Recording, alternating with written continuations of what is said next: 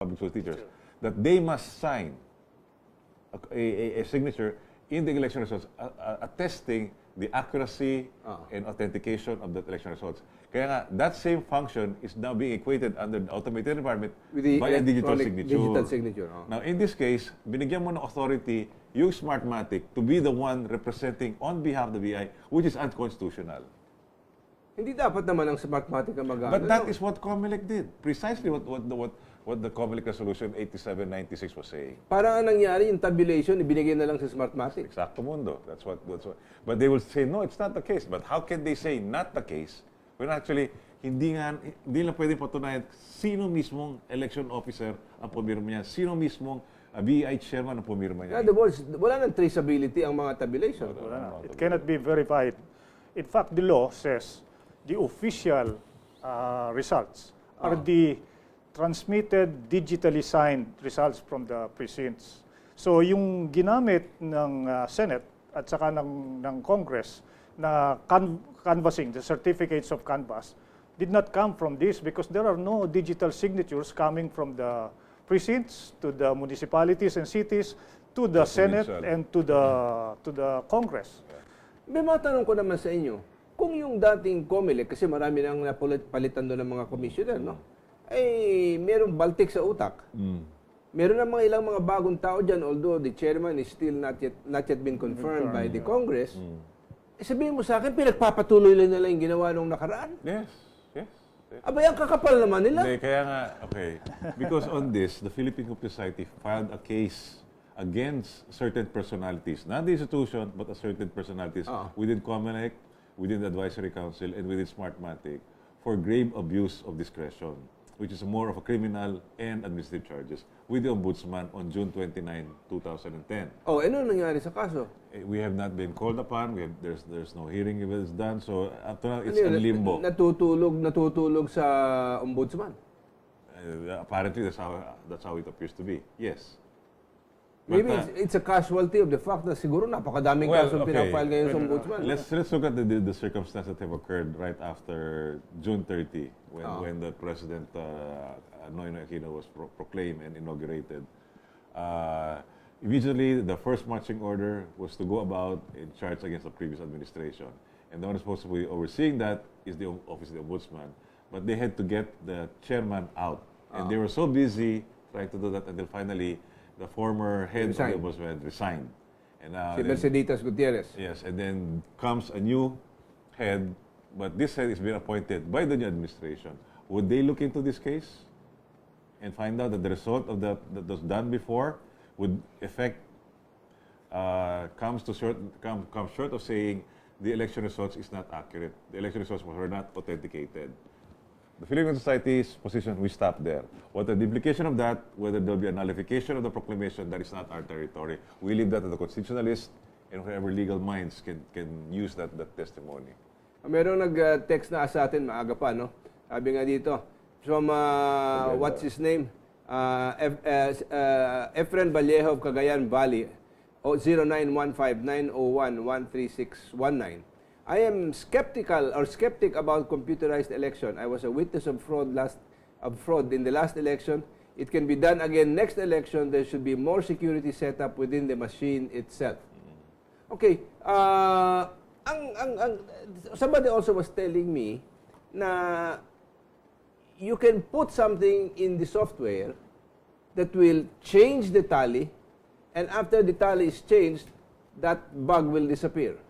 You cannot even trace it. Totoo ba yun? Yes. Anything is possible. Anything is possible. Kasi pwede siyang time-dependent date. Pag a certain cut-off period, by this time, babalik na siya sa original program. So, some program can be initiated by time, and then once the clock of that system goes to that date, everything. Now, with regards to the time and date, there were some instances, this is a very interesting finding, that even the results of in Manila, yung mayoralty, si candidate Atienza was protesting how come the printout shows that the date was April 28. Some had dates May 9. Earlier. Some had dates May 4. In other words, wala pang eleksyon nagtatransmit na ng data. No, machine error lang yun. But you see, okay, granted it's a machine error, you are still subject for quality control and quality assurance. You cannot release such machine out from the plant, out from the warehouse, without having this subject to rigid test. Ilan libong makina yan? 76, Samsung or Just the something? same thing that 70. the ganito yan, Ray. When you release a car for sale, and you see that the brakes are defective, we'll just let it go to the point that the safety of the driver, the passengers will be at stake. Hindi naman. Kanya Hindi nga pwede. nagkakaroon ng mga recall. Exactly. In the same manner, when you release the machines, and you know what is at stake here is democracy, the sovereignty, the sovereign will of the people is at stake. Will you still let those defective machines? But how can they guarantee 100% performance of 76,000 machines? Kanya meron silang 5,000 makina daw na backup pagka nagkaroon ng malfunction. Ang in-order nila is 82,000. Ang presinto na clustered is 76,000. So that means meron silang another 16 8%. 5,000, 6,000. 5,000 machines na machines sobra. na sobra. Yeah. Bago mo madala yun, kung nag-malfunction yan sa butuan, bago mo madala doon, o bago mo madala sa Ipugaw, bago dumating doon, ay wala na, hindi na pwedeng matuloy yung antabulation doon sa lugar na yun. There was this incident that there were about 60 PCOS machines that were discovered in a house in Antipolo. Okay, that was made news. And I think it was 43 machines, di ba? 60. 60, okay. And of the 60 machines, they also discovered that where that machines located were found, there were also those satellite dish, yung vegan that they call it. So, pwedeng mangyari is... Yun ang nagtatransmit. So, the complete system is there. So, you don't have, like I said, you don't have to be at a designated polling center to do the transmission. You can do it at your own bedroom. All you have to do is just feed the machines. And ito na lang, Ray, Brother Ray. Yung UV lamp na dinisable ng COMELEC. Because that will determine whether the ballot that was entered into the machine is legit or not. Dinisable. At bumili sila ng yung handheld na hindi naman ginamit.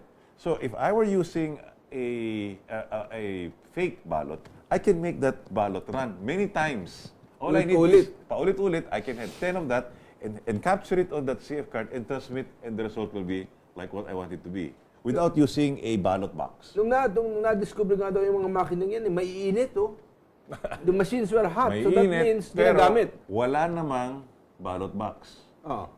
Nasaan yung ballot boxes na yun? But sunod-sunod sila nag-compile. In other words, pwede ginamit nila, paglabas ng ballot sa kabila, ibalik ulit sa entry, ipasok ulit, hindi mo na kailangan ng ballot box.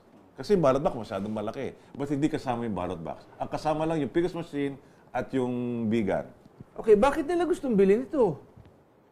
Alam mo kasi meron ko nabalitaan na, wala ko kwentong kutsero na, yung software na doon, merong programa yon na pagka na-trigger off, it will add automatically 10% to the favored candidate, to a favored candidate.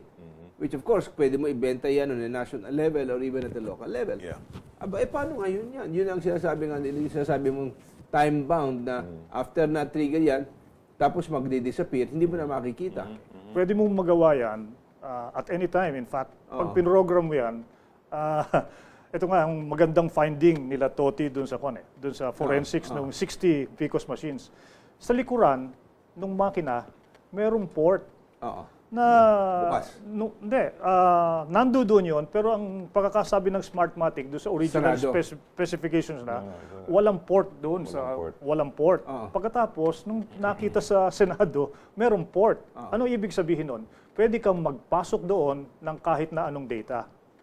At ang programa na sa mga board of canvassing, pag nagpadala ka, assuming it's legitimate na pinadala mo from a PCOS machine, pag meron dumating na susunod, pinapatungan yon.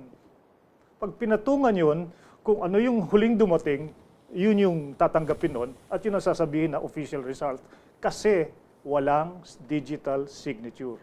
The moment you have a digital signature, you will be able to find out kung kanino nang galing, kung legitimate or not, at alam mo kung sino ang liable for any mistransmission of these results. So where does that put us today? We are between the devil and the deep blue sea. More closer to the devil, I suppose. Anong aasahan ng tao regarding the 2013 elections? Anong dapat gawin ng tingin mo, ha? Tingin lang na, opinion lang natin to, Katoti. Anong dapat gawin ng COMELEC?